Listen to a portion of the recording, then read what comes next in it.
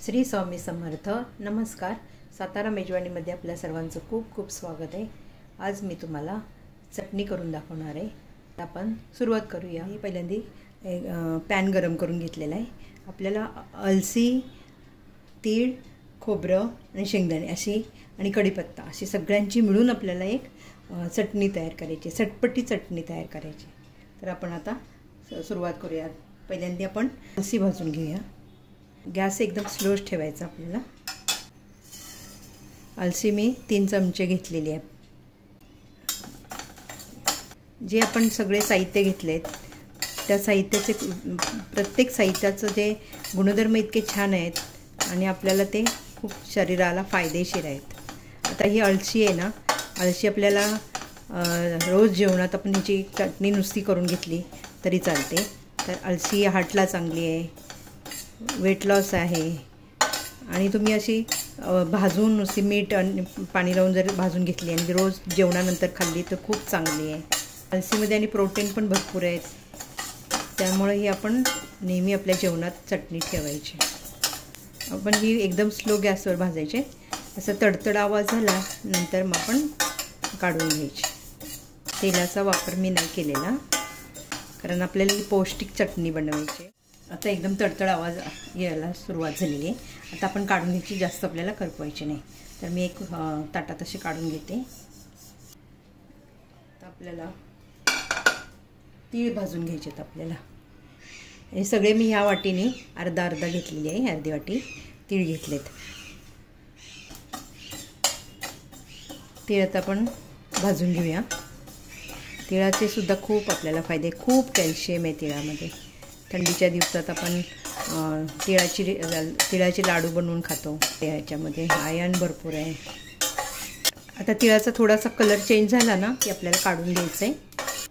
खूप खमंग असा वास सुटलेला आहे छान तिळाचा. मी त्या तीळ काढून घेते.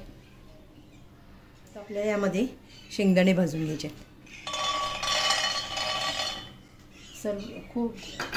सगळे साहित्य वापरून एकत्र अशी चटणी केलेली आहे. हे दाखवणार आहे तुम्हाला. कारण आपण शेंगदाण्याची चटणी अलग बनवतो, खोबऱ्याची चटणी अलग बनवतो, तिळाची, अळशीची. आज आता मी सगळे एकत्र सगळे साहित्य वापरून अशी बनवणार आहे. शेंगदाणे पण आपले भाजून झालेले. मी आता हे ताटामध्ये काढून घेते. आता कढीपत्ता भाजून घ्यायचा आपल्याला. मी कढीपत्ता सगळा धुवून घेतलेला आहे. धुवून आणि थोडा सुकवून घेतलेला आहे. आता ह्याला आपण थोडं भाजून घेऊया म्हणजे जरा कुरकुरीत होईल. ह्याला जरा तुम्ही तेल जरी थोडंसं टाकलं ना तरी चालेल. आता कढीपत्त्याचे सुद्धा खूप गुणधर्म आहेत. म्हणजे आपल्याला शरीराला खूप चांगलं आहे ते. मेन म्हणजे केसाला पण चांगलं आहे आणि कोलेस्ट्रॉल कमी करतं. हिमोग्लोबिन वाढतं. ह्याची म्हणून चटणी करून खायची नाही. किंवा काही सकाळी उठल्यावर आपण कच्ची पण पानं 2-3 खाऊ शकतो धुवून. खूप कढीपत्त्याचे गुणधर्म खूप आहेत. प्रत्येकाचं जे प्रमाण आहे तुम्ही इच्छेनुसार घालू शकता, जादा कमी. किंवा एखादा तुम्हाला आवडत नसेल तर तुम्ही तो नाही घातला तरी चालेल.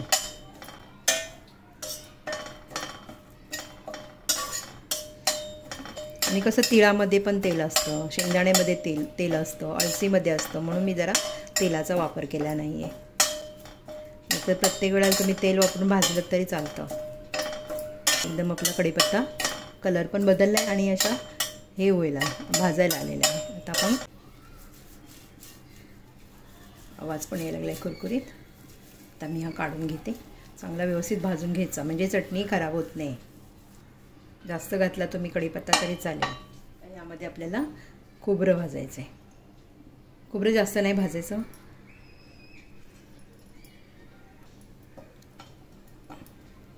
सर्व पदार्थ मिळून अशी एक आपली चटणी तयार केलेली आहे मी. आणि फायदे अनेक आहेत. प्रत्येकाचे फायदे आहेत तितके ना. जास्त भाजायचं नाही, थोडंसं आपल्याला भाजायचं आहे. कारण खोबरं कसं खराब होतं ना, म्हणून थोडं आपण भाजून घ्यायचं आहे. सगळे पदार्थ आपले भाजून झालेले. आता यामध्ये आपल्याला लाल मिरची घालायची आहे. लाल मिरची नसेल तुमच्याकडे तर लाल मिरची पावडरसुद्धा घातली तरी चालेल.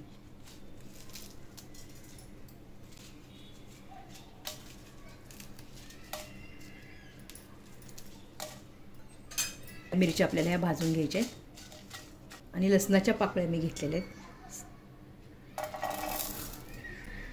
7 ते 8 लसणाच्या पाकळ्या घेतल्यात मी.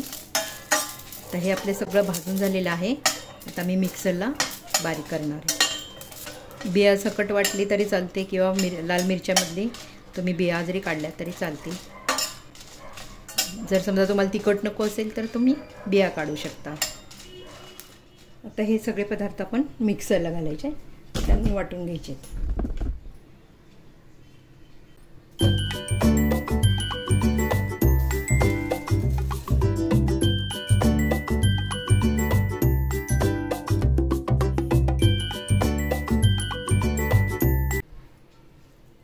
मध्ये आपल्याला मीठ घालायचं आहे. तुम्ही तुमच्या स्वादानुसार घाला.